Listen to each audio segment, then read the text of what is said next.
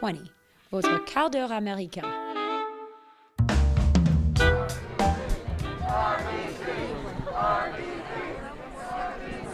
Je suis devant la Cour suprême. On est au lendemain de la mort de la juge Ruth Bader Ginsburg, RBG, et devant donc cette Cour suprême où elle siégeait en tant que juge, eh bien, il y a, je dirais, des centaines de personnes qui se sont réunies pour lui rendre hommage. Il y a une veillée organisée à partir de 8h du soir heure locale. Donc là, il fait nuit à Washington. Les drapeaux américains sont en berne et les gens ont amené des bougies et ils se recueillent. I just want to thank her. Je veux juste dire merci pour tout ce qu'elle a fait.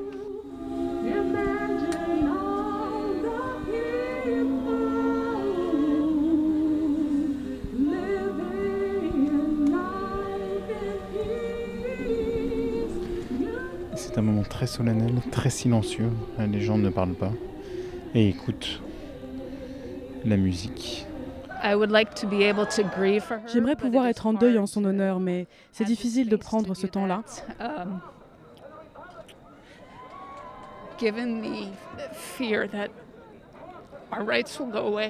Étant donné la peur de voir nos droits reculer, que la Cour basculera dans le camp conservateur avec plus qu'une majorité, 6 voix contre 3.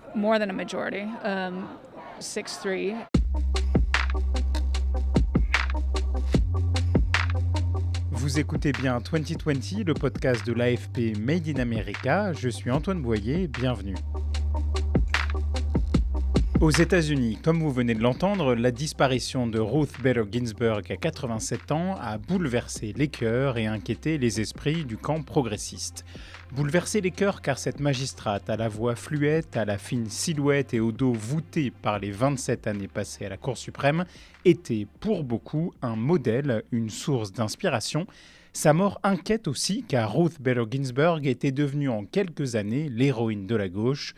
Son décès est synonyme de chute, l'effondrement du dernier rempart à l'avènement d'une Cour suprême conservatrice, une cour dont les décisions pourraient chambouler la société américaine tout entière. Well, it is beyond extraordinary that I am nearly 84 years old and everyone wants to take a picture with me. En 2017, Ruth Bader Ginsburg s'étonnait qu'à bientôt 84 ans, tout le monde veuille se prendre en photo à ses côtés. Il faut bien dire qu'à la Cour suprême, aucun autre juge ne peut se targuer d'une telle aura. Déjà connue du grand public, sa notoriété a explosé quand en 2013, une étudiante en droit a créé un blog, plus précisément un Tumblr, en s'inspirant du nom du rappeur américain Notorious B.I.G. C'est ainsi qu'est né Notorious R.B.G., les initiales de Ruth Bader Ginsburg. Ses t-shirts, tasses et autres accessoires de marketing politique s'arrachent.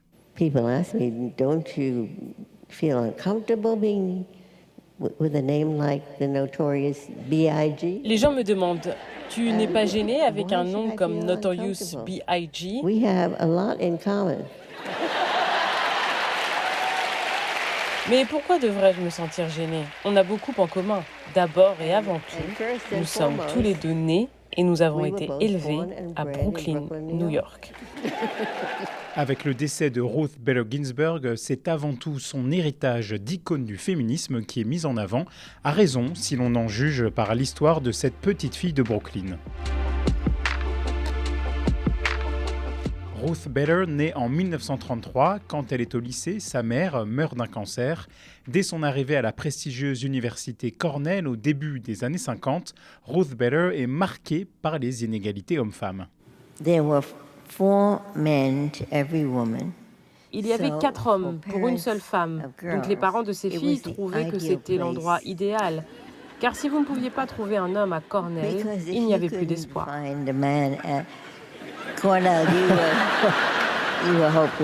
Ruth rencontre Martin Ginsburg à Cornell. Ils se marient en 1954.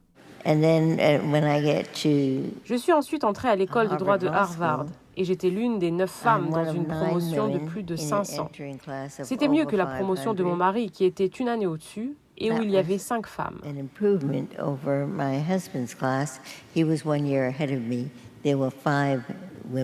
Le couple a une fille, Jane. Ruth Bader Ginsburg suit son mari à New York et finit ses études de droit à l'université Columbia. Elle en sort major de promo, ex aequo.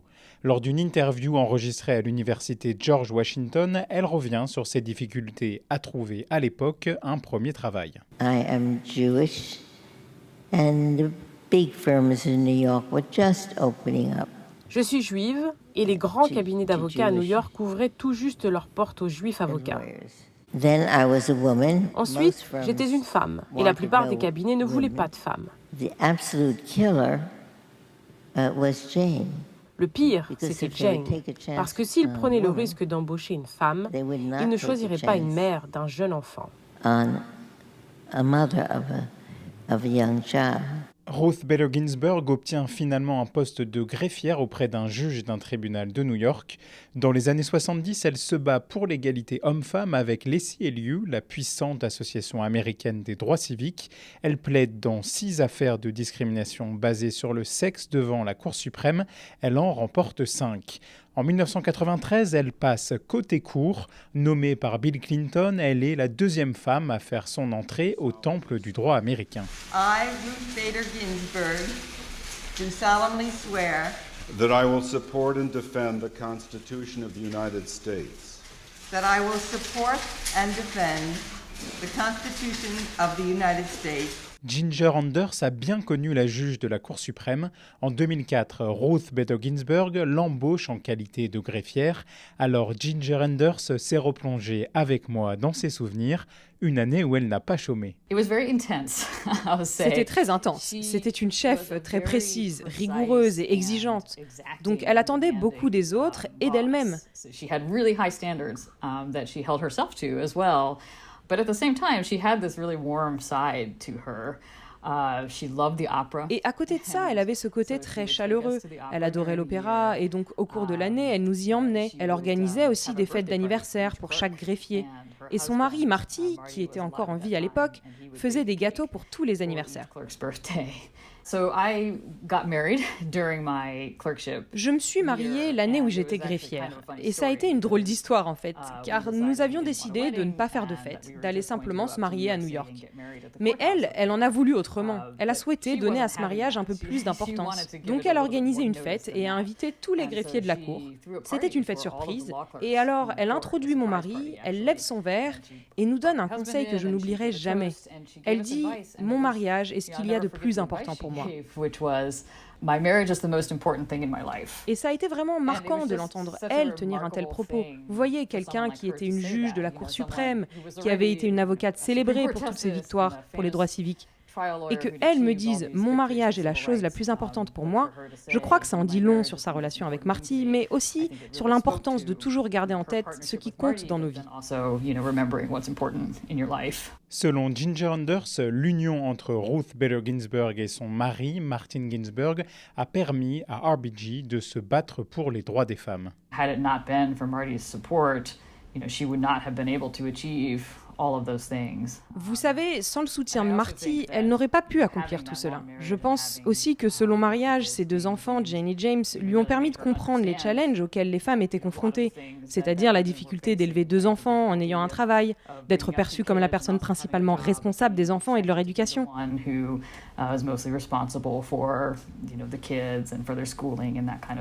Je pense que ça a vraiment influencé sa vision de la loi et ça l'a probablement motivée à faire en sorte que la loi traite tout le monde à égalité. Et Ginger Anders de rappeler que son ancienne chef préférait relever les défis du présent plutôt que de s'enorgueillir des succès du passé. Nous étions tous très conscients de ses réussites, de ses victoires pour les droits des femmes. C'est en partie pour ces raisons que nous voulions travailler pour elle. Et je crois que nous la glorifions pour cela. Mais elle n'en parlait pas tous les jours. Et elle ne croyait pas vraiment à l'idée de regarder en arrière, de raconter des histoires épiques. Je pense que pour elle, l'important était d'avancer, de faire le travail qu'elle avait à faire du mieux qu'elle le pouvait. Donc elle avait ce bagage incroyable, mais pour elle, ce n'était pas suffisant, car la tâche devant elle était trop importante.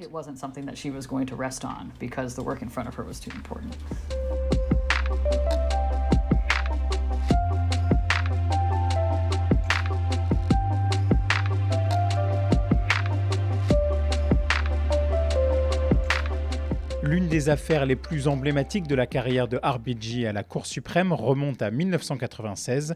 L'Institut militaire de Virginie était jusqu'alors une école réservée aux hommes.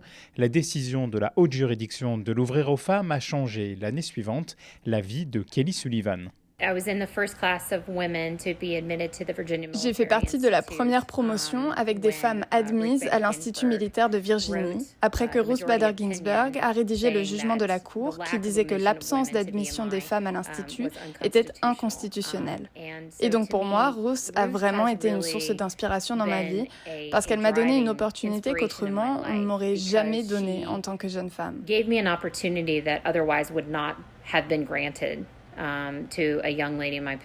En plein tournage du documentaire RBG, sorti en 2018, Kelly Sullivan a rencontré Ruth Bader Ginsburg dans les locaux de son ancienne école. Quand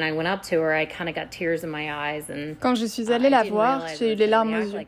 Je n'avais pas imaginé que je réagirais comme ça, mais je pense que j'ai compris à ce moment-là à quel point elle avait eu un impact sur ma vie.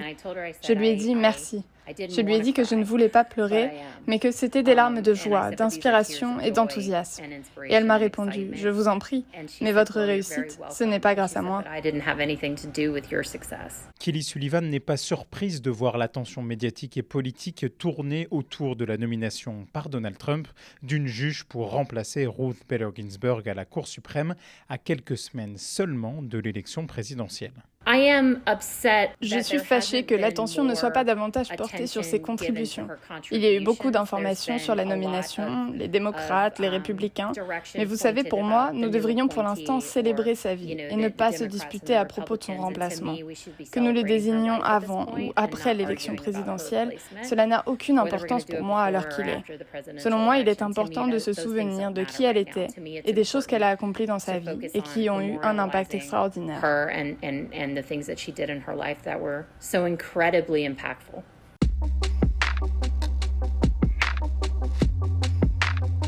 Bonjour Charlotte Plantive. Bonjour Antoine. Tu es reporter à l'AFP, tu suis la Cour suprême pour l'agence France Presse à Washington. Et justement, est-ce que tu peux nous dire où on est ce matin ? Alors nous sommes juste devant le bâtiment de la Cour suprême. Il y a un grand soleil, le marbre blanc est éclatant.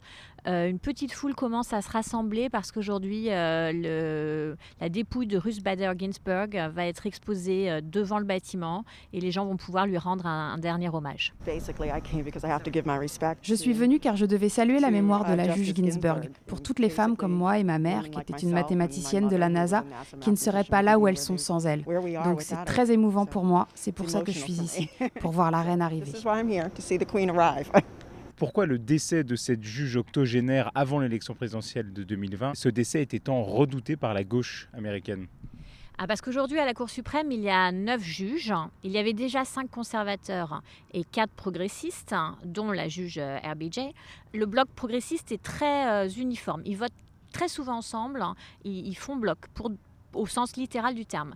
Le bloc conservateur, c'est pas le cas. Il y en a souvent un ou deux qui s'allient à leurs collègues progressistes sur des décisions au cas par cas. Si bien qu'il y a une forme d'équilibre aujourd'hui à la Cour suprême. Avec le décès de RBG, qui risque très clairement d'être remplacé par une juge qui a des positions aux antipodes, beaucoup plus conservatrices, la majorité conservatrice de 6 juges contre 3 progressistes fait que quasiment à chaque fois, il y aura une majorité conservatrice et ça aura un impact énorme sur toute une gamme de sujets très discutés aux États-Unis, à commencer par le droit à l'avortement. Êtes-vous en particulier inquiète pour le droit à l'avortement ? Absolutely. I think that's been the agenda for a long time with the Republican administration. Absolument. Je pense que c'est dans le programme de l'administration républicaine depuis longtemps. Leur base est très évangélique, très anti-avortement. Ça fait partie de leur plateforme, même s'ils disent qu'ils ne vont pas l'interdire. Si l'équilibre de la Cour est modifié, le droit à l'avortement pourrait très bien être renversé. Et je pense que ce serait une catastrophe pour toutes les femmes.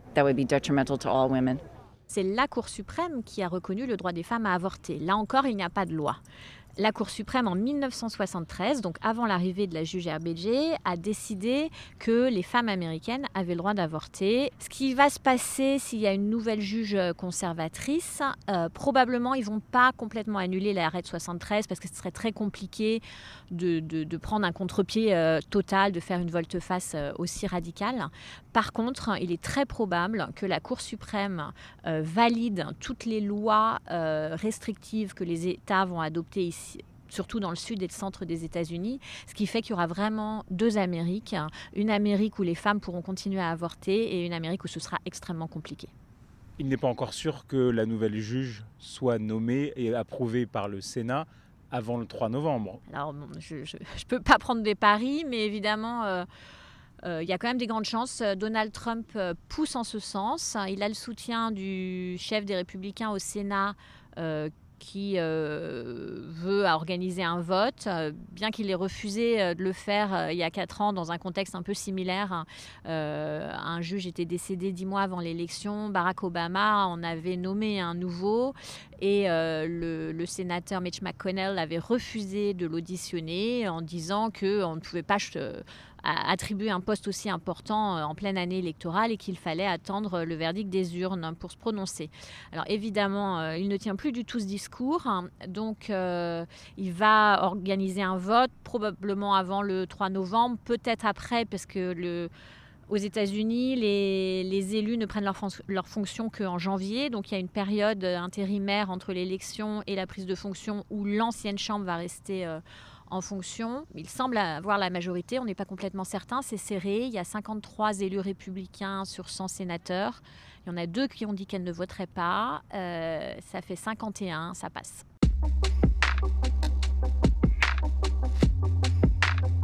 Ruth Bader Ginsburg a été critiquée pour ne pas avoir pris sa retraite plus tôt sous Barack Obama afin d'assurer la nomination d'un juge progressiste, critique auquel elle répondait: J'ai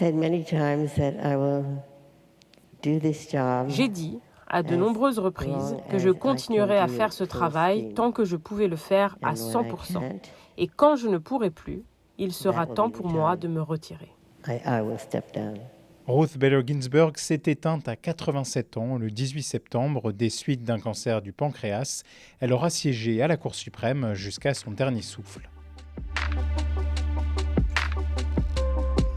C'était 2020, le podcast de l'AFP Made in America. Merci de votre fidélité. Si vous appréciez nos épisodes, parlez de nous autour de vous. Derrière la préparation de ce numéro, les fidèles Laura Hakoun, Salima Belladj et Lucie Aubourg, composition musicale Lena Kenkyo. Un petit aparté pour vous signaler qu'une erreur s'était glissée dans l'épisode précédent. Pour la transition écologique, Joe Biden a promis 2000 milliards de dollars sur 4 ans et non 2 milliards. On se retrouve vendredi prochain. En attendant, prenez soin de vous, américanement vôtre.